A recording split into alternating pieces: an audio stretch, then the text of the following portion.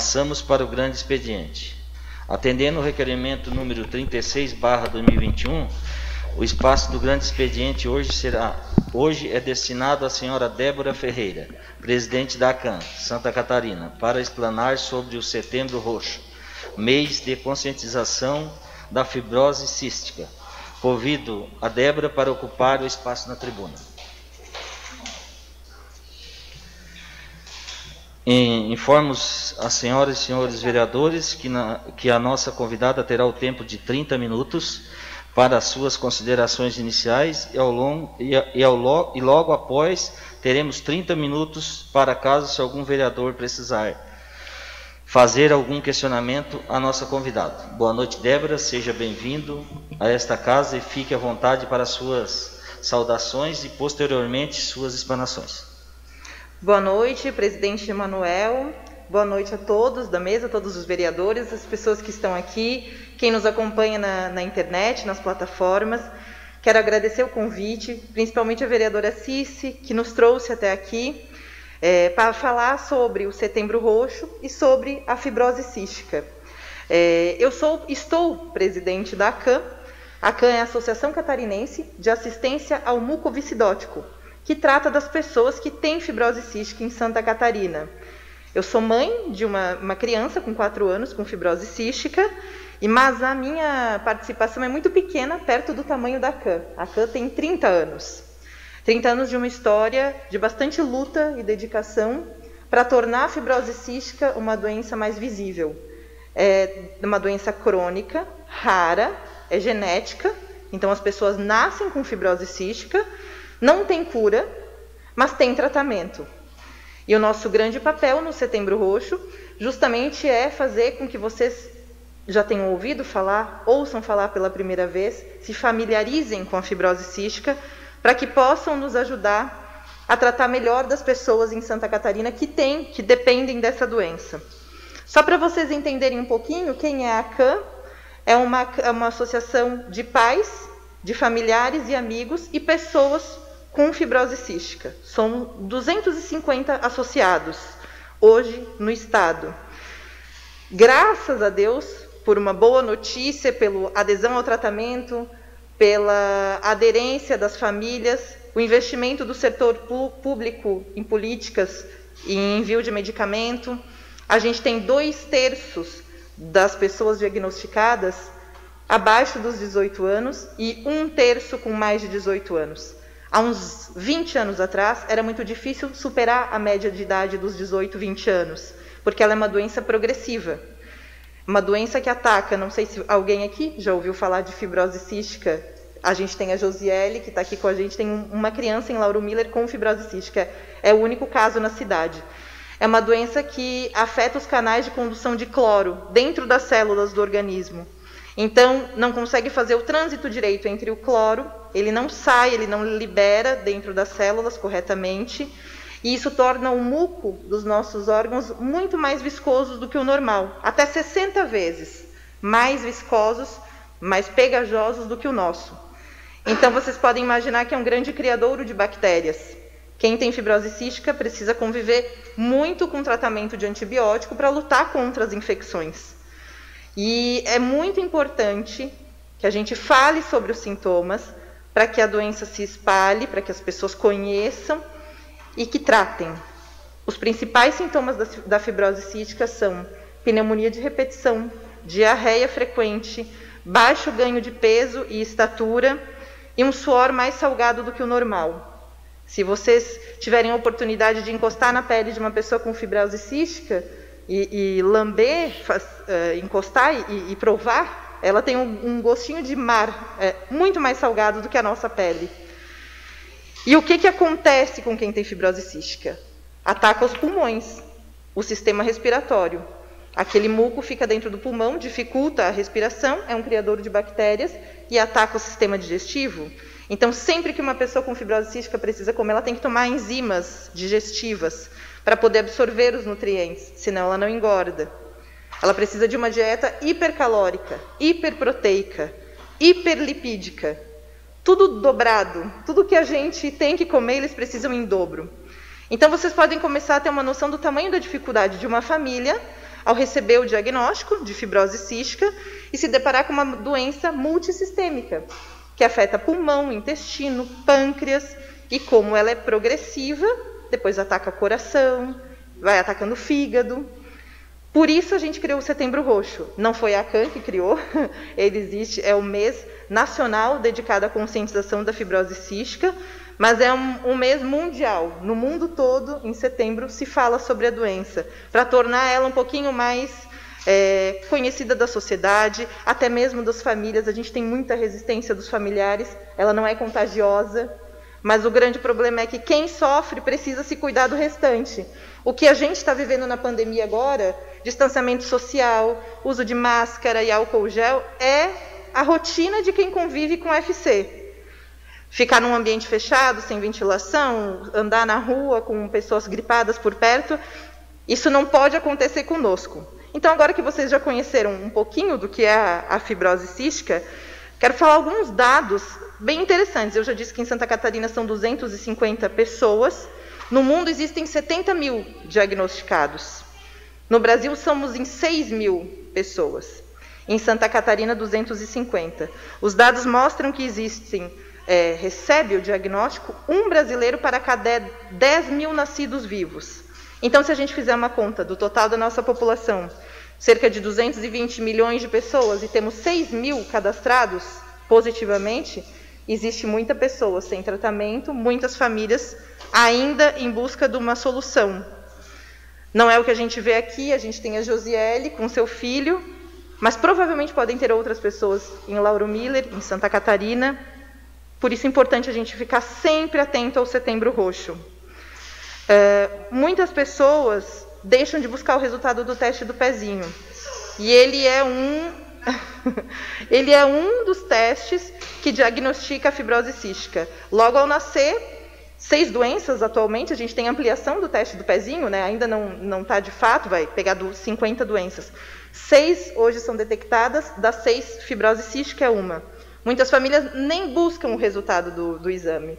E o que acontece nos primeiros meses de vida? A criança tem baixo ganho de peso, de estatura, perda de gordura pelas fezes e entra rapidamente em seguidas pneumonias e vem a óbito. Então, é muito importante que as famílias, que as pessoas que estão nos assistindo, prestem atenção nos exames do teste do pezinho. Se você identificar um adulto, um adolescente com sintomas que eu falei anteriormente, é possível fazer o teste do suor, que é o teste que detecta a fibrose cística. Então, existem adultos com classes mais baixas da doença, são mais de 2.000 mutações genéticas. A gente conhece algumas, mas tem muitas desconhecidas ainda. Então, vejam que é muito difícil de tratar e de diagnosticar. Portanto, os sintomas são muito importantes. E agora eu queria pedir licença para falar um pouquinho, retornar um pouquinho de novo para a CAN, que é o motivo de eu estar aqui. Eu estou como presidente da CAN, somos uma associação sem fins lucrativos, sobrevivemos de doações. Doações das famílias, doações dos amigos, parcerias empresariais. Os 250 associados não pagam mensalidades porque a gente tem realidades muito diferentes, muito discrepantes dentro da CAN. Algumas famílias com condições de bancar e outras sem comida. Então, o nosso papel de acolhimento, de apoio e de suporte vai além de oferecer medicamentos. A ACAN oferece assistência social, o farmacêutico, o suporte com o nutricionista, com os médicos dos hospitais de referência, que é o Joana de Guzmão para crianças, o Nereu Ramos para adulto, em Florianópolis, ambos, e o Gesser Amarante, em Joinville.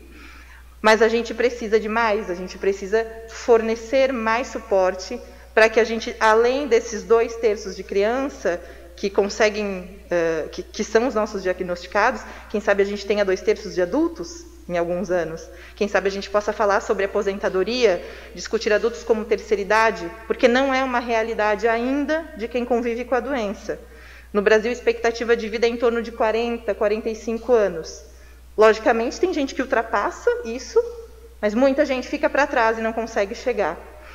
E por isso, esse espaço que vocês nos oferecem é muito importante, porque para diagnosticar precisa estar perto da população, nas UBSs, qualificando, capacitando os enfermeiros, os médicos, as equipes de apoio das unidades básicas de saúde, para quando chegar uma criança com esses sintomas, que elas já tenham escutado falar de fibrose cística, que elas saibam que a doença existe e que o tratamento precisa ser levado a sério, porque senão fica tratando pneumonia e a gente perde essas crianças, né? E perde muito rápido.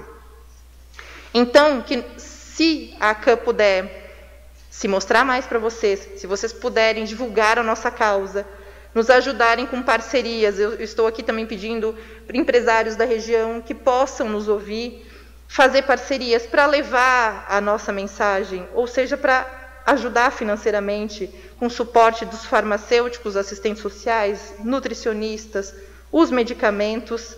Para vocês terem uma ideia, nós temos um site, a gente tem o nosso balanço financeiro lá, o déficit mensal é de R$5.000. Nosso site é www.acam.org.br. Então a gente não briga para fechar no verde, a gente briga para fechar, briga para pagar a conta. E é muito importante a doação que vem de todo mundo, e no Setembro Roxo a gente mostra a cara e graças a Deus a gente recebe esse apoio. Gostaria de poder voltar aqui em 2022 e ver, além da Prefeitura iluminada de roxo, além da Câmara debatendo o assunto, que a gente possa ver outras empresas, escolas, as unidades básicas de saúde, porque só assim a gente consegue ver uma pontinha de esperança. A gente que lida, eu como mãe, mas também como presidente da associação, a gente acredita que mesmo não havendo cura, há tratamento e há uma possibilidade da gente estender essa vida dessas pessoas. Então, para finalizar, eu quero ser breve, espero que vocês tenham entendido um pouquinho do quão angustiante é conviver com fibrose cística. Quando você recebe o diagnóstico, meu filho nasceu com uma obstrução intestinal. É um sintoma clássico. Aos 6 dias de vida, ele fez uma cirurgia de intestino. E quando você recebe o diagnóstico sem nunca ter ouvido falar na doença, a primeira coisa que se faz é ir para a internet. E aí lá dizia que a expectativa de vida eram 15 anos, 18 anos. E aí abre o chão embaixo dos pés da mãe, do pai, da família, porque ninguém está preparado para perder aquele bebê que mal acabou de chegar. A gente é bem egoísta, a gente não quer que isso aconteça. E para isso não acontecer, a gente precisa que cada um de vocês nos ajudem a multiplicar o que é fibrose cística. Quando vê alguém com tosse, quando vê uma criança muito magrinha, e aí trata e nada resolve, pode ser outra coisa, pode ter tratamento. A gente vislumbra um futuro muito bonito para quem tem a doença, porque existem os moduladores de CFTR, são os medicamentos que já estão em uso nos Estados Unidos e na Europa. Eles tratam a causa e não são paliativos, como o tratamento que a gente faz. A gente faz mais de 3, 4 inalações diárias. Se a pessoa está com infecção, ela faz até 6 inalações por dia. Fisioterapia respiratória, fisioterapia motora, corporal. Então vejam que é uma luta que um adulto perde em cerca de 4 horas por dia se tratando, para poder trabalhar, para poder estudar, para poder levar uma vida comum. Então isso que a gente está fazendo aqui hoje, eu agradeço demais a oportunidade dessa Casa Legislativa. Espero que vocês nos ajudem a divulgar a fibrose cística, nos ajudem a, chegando em casa, e até mesmo valorizar a saúde que vocês têm, a saúde que os familiares de vocês têm, a vida que vocês têm, porque tem muita gente que daria tudo para poder ter essa tranquilidade, para poder sonhar com o futuro, para poder fazer uma faculdade. Eu vejo muitos adultos falando, eu não discuto aposentadoria porque eu sei que eu não vou precisar. E é muito duro ouvir isso. E é muito duro como eu, quando mãe, penso no meu filho, será que ele vai ter família, filho? A gente nasce um filho, você já até projeta que vai ser avó. Então, eu peço para vocês que, se puderem, deixar um espacinho reservado para a gente em 2022, para que a gente possa fazer ainda mais em Lauro Miller, muito mais ações, se aproximar da população, conscientizar, divulgar, e quem sabe a gente possa ser um dos municípios, junto a outros que já estão mobilizados nisso, a tratar de fato a fibrose cística dentro da cidade, a conscientizar a população, a fazer um acolhimento dessas famílias nas unidades básicas de saúde, nos laboratórios da cidade, porque a gente precisa muito desse suporte na área da saúde. Eu estou aberta a perguntas, caso vocês tenham, eu agradeço demais a oportunidade. Muito obrigada. Senhoras e senhores vereadores, né, como qualquer outro convidado, vai ter 2 perguntas para cada vereador que queira fazer pergunta, né? Se não quiser também não tem problema. Começando pela autora do requerimento, que é a vereadora Cícia Alves Velho. Boa noite, Débora. Quero dizer da grata satisfação em recebê-la na nossa casa. Quero agradecer aqui também a Josiele, né, e ao Marcos, que foi através deles, né, que a gente conseguiu essa ponte para você trazer essa tão importante mensagem, né? A Josiele e o Marcos são pais do pequeno Lorenzo, de 2 anos e 3 meses, e fui procurada por essa mãe guerreira, Débora. Posso te dizer que me emocionei com a atitude dela, porque ela chegou aqui na casa e disse: vereadora, eu não quero dinheiro, eu não quero nada, eu só quero um espaço para falar, para trazer alguém que possa falar sobre o assunto, para que as pessoas saibam que esse problema existe na cidade de Lauro Miller. Então eu te agradeço, tu veio enfrentar-se aí 3 horas, né, 3, 4 horas de Florianópolis, e só posso dizer que vamos lutar sim por essa causa. E a pergunta que eu quero fazer para você, Débora, é: dentro de um município, quais são os grandes desafios das pessoas com fibrose cística? O grande desafio de uma família ou de uma pessoa, um adulto, é conseguir ser percebido pela equipe de saúde, é conseguir fazer com que ouçam as nossas reais necessidades. Quando a gente chega com um filho com tosse, e aí alguém quer recomendar um xarope, e a gente, mesmo tendo o diagnóstico, diz: não é xarope, é antibiótico. E aí o médico, a enfermeira, a equipe médica não leva em conta essa informação, e não trata a doença como deveria ser, a gente se sente completamente desassistido. Isso não acontece só aqui, isso acontece em todos os municípios. Seria muito importante que a gente pudesse ter uma qualificação das equipes de atenção à saúde, para que esse suporte, para que esse acolhimento, inclusive psicológico, porque são internações frequentes. Então a gente tem crianças que saem daqui da cidade ou da região e vão lá para a capital centenária e ficam 15 dias, 21 dias longe da família. O município pode prestar um suporte para essa família que fica e para essa família quando ela retorna. Também é muito difícil a inserção na escola, então preparar o grupo escolar para lidar com uma criança assim. O município tem muito que possa contribuir junto com a CAN. A gente pode caminhar juntos e criar políticas de acolhimento, eu acredito. Pequenas ações de divulgação. Isso já tem um impacto gigantesco na forma como a sociedade enxerga a fibrose cística e como trata as pessoas com fibrose cística. E aí o tratamento é muito mais efetivo e certeiro. E com isso a gente evita um monte de internações. Porque tem gente que interna 2, 3 vezes por ano. E é muito, muito duro. Débora, já que você falou, né, sobre o ambiente escolar, eu também gostaria de saber como é que é a convivência das crianças e dos adolescentes com fibrose cística no ambiente escolar. É muito, não vou dizer perigoso agora na pandemia, porque é perigoso para todo mundo, mas exige muita atenção. Creche, escola, com criança pequena, a nossa recomendação pelos médicos é que a gente não envie uma criança com menos de 4 anos para a escola, porque é aquela fase que tem muita troca de contato entre eles, então troca de bactérias. Isso é muito grave para quem tem a doença. Então as escolas precisam entender que essa criança vai se ausentar, que esse adolescente porventura vai ter que se internar, e a gente tem dificuldades até mesmo para aceitar essas faltas. Muitas escolas não aceitam, e as crianças repetem o ano e vão repetindo, e vê os amigos passando, e aí elas desistem de estudar. Então veja que duro que é. Ela já sabe que ela não vai poder, de repente, ter uma vida tão longa quanto gostaria. Muitos nem pensam em faculdade, para ter uma ideia. Eles se desestimulam. E aí, na escola, você também não tem o suporte que, não, vai, estuda até onde você puder. Quem sabe você faça uma faculdade. Então, entender quais são as necessidades da doença e um município poder acolher e lidar com isso, fazer trabalhos em casa, fazer no hospital. Eu acho que tem um ganho, acredito que tem um ganho muito grande na educação dessas pessoas, desses adolescentes também. E que a gente possa motivá-los, até mesmo dentro da escola, a sonhar com o futuro. A não limitá-los apenas a um ensino fundamental e acabou. Eles podem fazer um ensino superior e a gente tem que plantar essa sementinha lá atrás. Outra dificuldade que eu queria deixar aqui registrado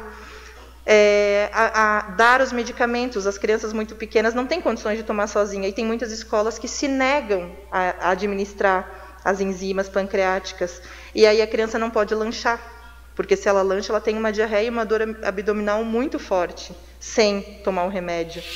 Então são pequenas ações, não é uma revolução na estrutura, mas que já teriam um impacto muito grande na qualidade de ensino dessa família, não digo nem da criança, porque a família sofre junto.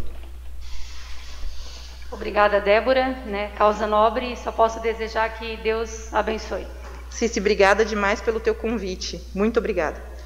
Mais algum vereador queira fazer a pergunta? Com a palavra a vereadora Clausete Estevam. Boa noite, Débora, parabéns pela tua explanação, muito didática, deu para entender muito bem. E a minha colocação é que você falou assim da resistência das famílias, muitas vezes assim para aceitar, enfim. Você acha que seria possível de repente no nosso município haver de repente mais pessoas com esse diagnóstico e talvez por a família não levar ou o profissional não dar o diagnóstico certo, existir mais casos em Lauro Miller, porque você falou que tem apenas um? Acredito que sim, talvez não aqui na cidade, mas na nossa região sul, sim, pela colonização. É uma doença caucasiana. Então, a nossa colonização aqui do sul, ela é muito propícia. E para que aconteça, para que um casal tenha um filho com fibrose cística, a mãe e o pai precisam ter o gene. É basicamente como ter um olho claro. Se o pai tem um gene e a mãe tem um cruzamento, eles têm 25% de chance de ter um filho, se a mãe tem olho escuro, aliás, né? Mas o gene claro. E a fibrose cística é a mesma coisa. Os pais não carregam a doença, não é visível neles, mas eles têm o gene. Então, eles têm 25% de chance de ter um filho com fibrose cística. E aí, se a gente pensar na nossa região, a possibilidade é muito grande de que realmente tenha. Existem 5 classes, da 1 a 5, sendo que a 1 é a mais grave, as mutações mais graves, e a 5 as mais leves. Quem tem mutações 5 e não pegou, não diagnosticou no teste do pezinho, às vezes só descobre adulto, porque aí os impactos no organismo são um pouco mais brandos. Só que aí essas pessoas sofrem com pneumonias frequentes e tratam só de pneumonia. Se elas tratassem a fibrose cística, certamente iriam evitar as internações e teriam uma vida um pouco mais longa. Então, eu acredito que possa ter. Entendi. E o medicamento específico realmente para fibrose, ele é disponibilizado pelo Sistema Único de Saúde, pelo SUS? Ele é disponibilizado ou tem que comprar? Os pais têm que comprar na farmácia particular? O tratamento é fornecido pelo SUS, até porque ele tem um custo, em média, vamos pensar numa criança sem grandes comprometimentos, de R$ 8.000 mensais. Então, é um tratamento bem alto. E aí as famílias ganham as enzimas pancreáticas, a gente ganha os antibióticos para fazer antibiótico terapia, tem as inalações, água destilada. Esse tratamento a gente consegue ganhar. Mas tem um suporte que ninguém vê, que é de fisioterapia, que é de nutrição, aí que entra a CAN, que a gente precisa dar esse suporte e muitas famílias não têm condições. Uma dieta hipercalórica, no preço que as coisas estão hoje em dia, é uma grande dificuldade, né? Muito, muito, muito duro. E os moduladores, que você perguntou das condições, eu citei anteriormente eles, né, que seriam uma possível cura. Um tratamento conseguindo um modulador, que só está disponível até então nos Estados Unidos e em alguns países europeus, é $300 mil anuais, pelo resto da vida. Então, não tem como bancar. E aí a gente ainda está esperando a Anvisa e Conitec passar por todo aquele processo de aprovação, porque ele age na causa da doença e muda drasticamente os índices, as taxas de quem tem. É praticamente como se a pessoa deixasse de ter fibrose cística. Ela nunca vai deixar de ter, mas leva uma vida normal. Certo, muito obrigada e parabéns pelo trabalho da Câmara. Obrigada, muito obrigada. Mais algum vereador que queira fazer pergunta? Com a palavra, o vereador Guilherme Quan. Boa noite, Débora. Queria agradecer a sua presença e os esclarecimentos aqui prestados, né? É uma doença tão importante que ela tem que ser identificada já na nascença, né? No exame do pezinho. E compartilhando das informações, né? Que antigamente a expectativa de vida era de 15 anos, hoje se tem uma expectativa, como você falou, de 45 anos. Isso é o quê? É o teste do pezinho, é os tratamentos, os paliativos, né? E você com isso também falou das pessoas subdiagnosticadas. Nós temos aqui um potencial, como você falou, grande de pessoas que podem ter a doença e não saber, né? E gostaria de saber se a ACAN tem descoberto alguns casos na nossa região. Agora você fez uma pergunta que eu não sei te dizer se já está em investigação. Todos os bebês que nascem em Santa Catarina e que têm alguma alteração do teste do pezinho, a gente recebe esse diagnóstico de alteração, a família tem que repetir, e os médicos do hospital infantil imediatamente já começam a fazer um protocolo. Se passa para o teste do suor para confirmar o diagnóstico e aí sim começar o tratamento. Aqui no Sul, eu não sei te dizer se a gente já tinha alguns em análise, se eles viraram positivos ou não, mas nascem crianças frequentemente e a nossa lista em análise é muito grande, porque é muito comum também dar inconclusivo o teste do pezinho. E aí repete, dá inconclusivo de novo, parte para o teste do suor, muitas vezes a criança não consegue suar o suficiente para atingir o índice necessário para o teste funcionar. Então, assim, o que eu falei da região, é importante que se diga que não quer dizer que a gente terá muitos casos aqui, mas por sermos uma região de pessoas que tem uma etnia europeia aonde proporciona, a chance é maior. Mas a gente só tem um confirmado e de 2017 para cá, em nosso estado, todas as crianças que nascem fazem teste do pezinho. Então, acho que tem possibilidade de quem é mais velho ter uma doença mais branda e não ter sido diagnosticado ainda. Certo, Débora. Só mais uma pergunta sobre as medicações, né? O Orkambi e o Calideco, né? Perfeito. São as medicações que foram desenvolvidas para tratar a causa da doença, né? Então, são medicamentos de altíssimo custo, né? Não tem como uma pessoa bancar esse custo. O governo teria que entrar com esse subsídio, né? Para essa pessoa. E nós temos alguns casos de pessoas já tratadas com essas medicações aqui em Santa Catarina. E quais os resultados? A gente tem em Santa Catarina algumas pessoas, crianças ainda, adultos, na fase de tentativa do Trikafta, que é a droga mais moderna e que atinge 90% das pessoas com fibrose cística, porque como são 2.000 mutações, cada medicação é para um tipo de mutação. O Trikafta pegaria 90% do espectro, então muita gente. Adultos estão pleiteando essa. Temos crianças usando o Calideco e algumas usando o Orkambi. E é muito visível e surpreendente que, inclusive, um teste do suor, quando eles repetem, dá negativo. O escarro, que é um exame de suave ou de eliminar a secreção, por ali que a gente vê se tem bactérias. Quem tem fibrose cística é muito fácil colonizar, e aí que mora o grande perigo, porque a bactéria não vai embora, e aí você começa a tratar com antibiótico, vicia, vai perdendo capacidade pulmonar. Esse é o ciclo. Os moduladores deixam a pessoa sem exacerbar e sem colonizar. Então, se você começa a olhar os índices, praticamente é como se ela tivesse curada. São medicamentos muito poderosos e significativos. Infelizmente, a Conitec já aprovou o Calideco. Em junho ele deveria ter sido incorporado ao SUS, mas ainda não está disponível. E o Orkambi foi rejeitado pela Conitec. Então, a gente ainda está lá atrás no processo. Certo, Débora. Muito obrigado pelas informações. Eu acho que só vem a agregar no conhecimento e na prevenção. Muito obrigado. Obrigada. Com a palavra o vereador Lindomar Catânio. Boa noite, Débora. Parabéns pela explanação. Com certeza, uma causa muito nobre para não só levar ao conhecimento da população, mas para todos nós, como Casa Legislativa, abraçarmos, né? A partir desse ano já, 2022, dar seguimento. A pergunta que eu queria fazer para você, como você vê o Brasil hoje, Débora, em relação a outros países do mundo no que se refere ao tratamento de fibrose cística? O Brasil tem um potencial incrível, porque a gente tem muitos diagnósticos positivos. Somos um dos países com mais pessoas com fibrose cística. Então, é promissor, porque os testes são feitos aqui. As empresas se instalam aqui para fazer a Vertex Farmacêuticas, que é a que criou os moduladores. Ela faz pesquisas no Brasil. Somos público-alvo. Porém, o país não consegue avançar nessa questão de política pública de aprovar medicamentos de alto custo.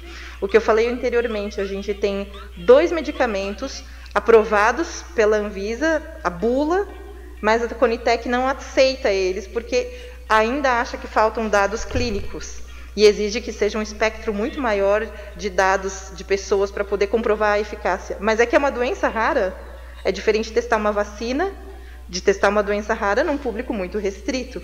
Então, o futuro do Brasil é promissor no sentido de somos um público-alvo. As empresas farmacêuticas se interessam aqui, em testar aqui, mas a gente não está aberto ainda a isso. E aí a gente tira das pessoas, tira dos brasileiros a chance de ter acesso a um tratamento de ponta que existe lá fora e que tem mudado a vida de milhares de pessoas, de 70 mil pessoas. E a gente fica nessa expectativa, né? Quando que a gente vai ver os nossos filhos crescendo? Eu vejo crianças e as mães compartilhando que as crianças perguntam: mãe, você sonha em ser avó? E é duro para uma mãe, eu sonho, mas você sabe que a realidade é muito dura para que isso aconteça. Então a gente tem capacidade, mas falta que olhem com mais carinho para as pessoas com doenças raras. Com a palavra, o vereador Alcione Isidoro. Boa noite, Débora. Gostaria de dar os parabéns para você, em nome de você, dar os parabéns para todos que faz parte dessa associação, né? E estão enganjados nessa luta tão difícil, né? E dar os parabéns, né, pela coragem, pela dedicação que você está tendo de vir aqui e passar para nós como vereador e passar para a população toda, porque eu não conhecia, né, nunca tinha visto falar nessa doença, né, uma doença aí que tu explicou para a gente, é uma doença sem cura, né, e muito grave, né.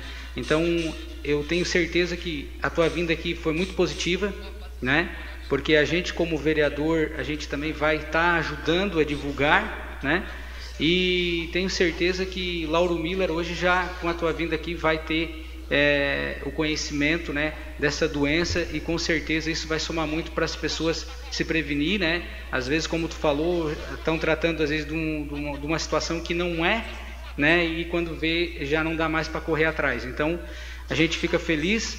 O que eu tenho para dizer para vocês é só agradecer e dar os parabéns, e conte com esse vereador aqui para o que vocês precisar, que tiver no alcance da gente, a gente está junto nessa luta. Muito, muito, muito obrigada. Representar essas famílias é um prazer, e não é lutar só por eles, não é lutar só pelo meu filho, mas eu acho que é lutar por todos os que ainda virão, porque a gente sabe que virão, e eu agradeço demais o espaço. Obrigada. Com a palavra, o vereador Rodrigo Dias. Boa noite, Débora. Também quero agradecer muito aqui a sua presença. É uma informação que a gente não tinha mesmo, conhecimento muito pouco. Eu conheço muito bem a Jodele, Marcos lá, pessoa muito boa, merece carinho, que vocês continuem dando esse apoio para eles também. E a minha pergunta é que qual é a sede mais próxima da nossa região aqui? Só existe Florianópolis mesmo? Só existe Florianópolis. A nossa sede física está em Palhoça, por uma questão até de logística e de custos, porque a gente tem um aluguel que é alto, então ali foi o local mais adequado, mas não temos as sedes em outras regiões do estado. Seria muito bom se a gente pudesse ter, mas antes da sede a gente até briga para que tenha centros de atendimento espalhados, porque daí as pessoas não teriam necessidade, é muito duro se deslocar do oeste, do extremo oeste, vir até Floripa. O que a gente gostaria de poder ter parcerias com os hospitais de lá, ter centros aqui no sul, que as pessoas saem de toda a região sul e tem que se deslocar nas vans. É um risco também de contágio, de contaminação, para quem sofre com a doença, porque as outras pessoas, a gente não, nada das bactérias que uma pessoa com fibrose cística nos afeta, a gente que afeta a eles. Então seria muito importante que hospitais, que clínicas, que equipes médicas pudessem querer ser parceiros da ACAM, equipes multidisciplinares, como eu comentei, mas a gente por enquanto só está em Florianópolis. Então tá bom, muito obrigado aí. Obrigada. Com a palavra a vereadora Emma Hoffmann Benedetti. Boa noite, Débora. Obrigado por me agradecer, né, por você estar aqui no nosso município, né, dando essa atenção, e também para passar para as pessoas, né, observar os sinais, né, da criança, porque muitas pessoas não têm esse conhecimento dessa doença. Então, quanto mais se fala, quanto mais esclarecido fica, mais os pais têm como observar. Então, só tenho que agradecer por você estar aqui no nosso município, divulgando, né? Eu conhecia muito pouco essa doença também, tá? Quero dizer para você, mas por esse esclarecimento aí a gente tem mais conhecimento da doença e o tratamento, né, que tem, e até para orientar mais as pessoas, divulgar, e conte conosco aqui na Casa do Povo, né, e com essa vereadora também. Muito obrigada. Obrigada mesmo. Com a palavra o vereador Alexandre Mattioli. Quero te dar os parabéns, Débora, né? Obrigado pela explanação. Acho que uma coisa que também, como diz o Serraninho, também não conhecia essa doença, então te agradeço, né, do fundo do meu coração. Saí de longe, vim de Floripa aqui. Te agradeço do fundo do meu coração, só tenho que te agradecer, e uma boa viagem de retorno para casa. Muito obrigado por tudo. Obrigada. Saiba que é um prazer ter vindo até aqui, estar com vocês, conhecer vocês. Vocês nos deram o privilégio de estar aqui, porque é difícil penetrar assim na casa, na legislativa. Vocês têm tanto trabalho. São uma das únicas 4 cidades do estado que nos deram voz. Muito obrigada. Débora, eu só quero também agradecer a tua presença aqui, dizer que essa casa está sempre à disposição. Com certeza os 9 vereadores o ano que vem vão estar aqui de novo, vão fazer esse requerimento novamente, vocês vão participar aqui novamente mais uma vez, e deixar você à vontade para suas considerações finais. Muito obrigada. Eu reitero o que eu disse antes, de agradecer ao espaço, agradecer as pessoas que estão aqui, a Josiele, ao Marcos, a toda a luta que eles têm com o filho deles, as conversas que a gente tem no WhatsApp, porque a gente brinca que somos uma grande família de fibra, porque esse suporte que as famílias prestam uma para as outras é muito importante, e agora a gente pode estender para vocês. Então eu tenho certeza que a gente conseguiu ao menos plantar uma sementinha do bem em cada um de vocês, em cada um que está nos assistindo em casa, aqui, ouvir um pouquinho mais da fibrose cística. Eu espero voltar em 2022, com certeza. Muito obrigada, uma boa noite.